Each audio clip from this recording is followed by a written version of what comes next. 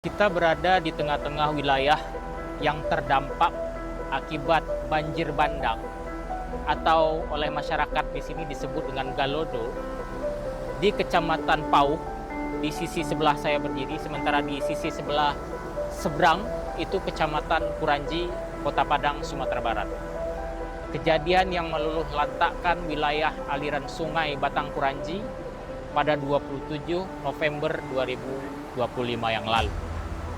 Bisa kita lihat di belakang saya ada satu bangunan yang hampir ambruk, diterjang oleh kayu-kayu log yang sangat besar yang dihanyutkan oleh aliran banjir bandang dari atas perbukitan di Bukit Barisan di Provinsi Sumatera Barat.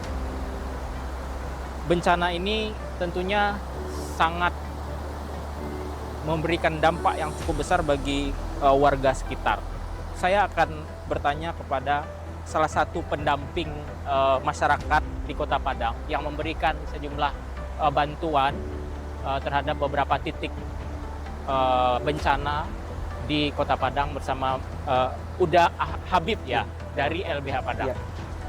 Mungkin bisa dijelaskan bagaimana psikologi masyarakat ya waktu itu, kira-kira Kota Padang dan juga di beberapa kota lainnya di Provinsi Aceh dan juga Sumatera Utara pada beberapa minggu terakhir waktu kejadian hujan deras tiada henti itu, bagaimana kondisi psikologis masyarakat di Kota Padang khususnya sebelum ini terjadi dan mungkin juga sesudah saat ini terjadi.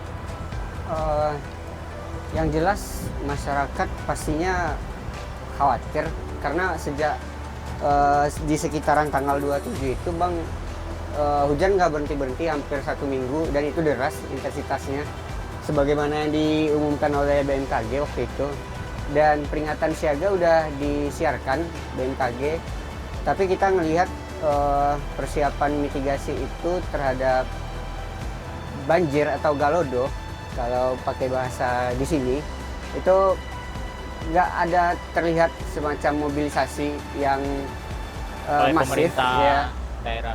Sehingga persis misalnya kayak di tempat kita berdiri ini dulunya rumah pemukiman dan itu persis jembatan Gunung Nago yang hanyut di bawah, yang ambruk ya, ya. Kejadian. Dan ini bukan sungai tadinya. Tadinya ini bukan sungai. Sungai ada di sebelah sana ya. Ini jalan. Sawah mungkin? Ya, persawahan. Dan karena posisinya kita ini dekat kampus UNAN, ya. Jadi banyak mahasiswa yang terdampak dan misalnya kayak jembatan Gunung Nago itu jadi saluran akses yang sangat penting buat menghubungkan dua kecamatan ini. Jadi lagi-lagi itu membuat situasi psikologis dan bantuan memang gampang tersalurkan untuk wilayah Padang.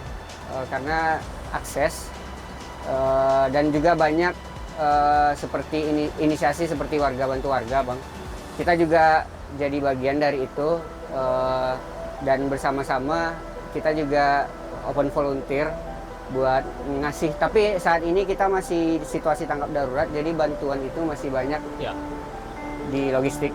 Selain puluhan rumah ya, atau mungkin ya puluhan rumah atau mungkin sudah ada jumlahnya mungkin ratusan di seluruh Kota Padang ya. Dan kalau kita lihat di Provinsi Sumatera Barat mungkin juga udah ratusan jumlah. Dari sisi korban, berapa yang mungkin terdata? Adakah korban meninggal di wilayah di sekitar sini? Spesifiknya saya nggak update. Ya.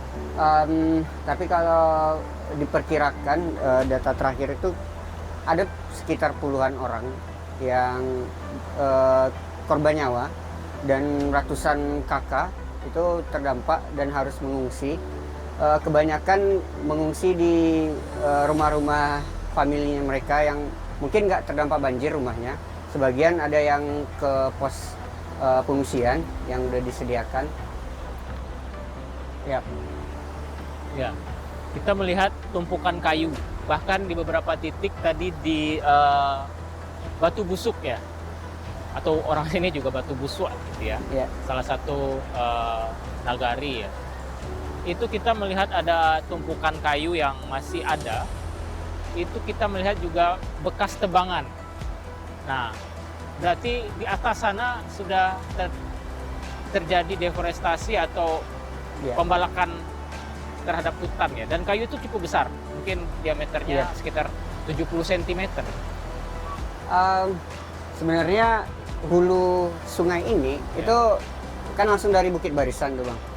Bukit Barisan di sana itu kawasan konservasi. Hutan lindung. Iya, statusnya Taman Nasional Kerinci Sebelat. Jadi Universitas Andalas di belakangnya itu TNKS. Dan kalau kita telusuri wilayah hulu ini, kita udah sempat cek kemarin. Memang dari citra satelit pun udah banyak bukaan lahan. Kita belum bisa mengetahui apakah itu legal atau ilegal. Ya. Tapi yang jelas bukaan hutan udah ada.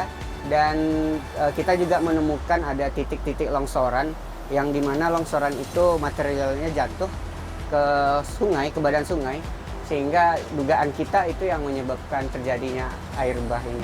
Tragedi di akhir bulan November, di mana hujan yang terjadi berturut-turut dalam waktu 1 minggu, bencana datang menghantam wilayah ini dan menimbulkan korban yang sangat besar, baik korban harta dan korban jiwa.